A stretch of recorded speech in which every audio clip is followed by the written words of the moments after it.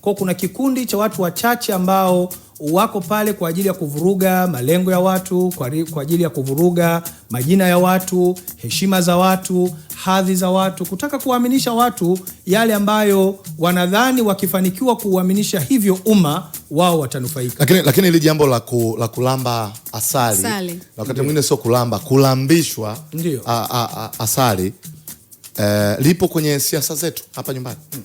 Sasa una miaka zaidi ya 17 kwenye siasa zetu. Ni kweli.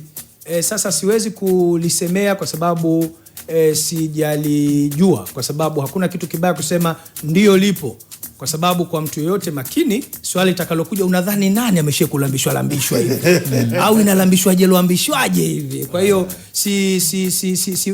siwezi kujua kwa sababu sijawahi kuona mtu wala sijawahi kuhusika hivyo, ila hata maamuzi niliyoyafanya leo ninaamini pia na wenzangu hivyo tumeyafanya kwa sababu ambazo ziko wazi tulizozielezea mbele ya umma kupitia waandishi wa habari mapema hii leo. Sasa mwingine atakuja, atatoka, kila mmoja atasema la kwake, kalambishwa huyo, msaliti huyo, CCMB huyo. Lakini wewe asali ujalamba? Sijalamba asali. Haya ni maamuzi yangu. Jamani, mmesikia mwalimu, asali hajalamba kabisa. Nimeyafanya kwa sababu ambazo tumeziweka wazi kabisa.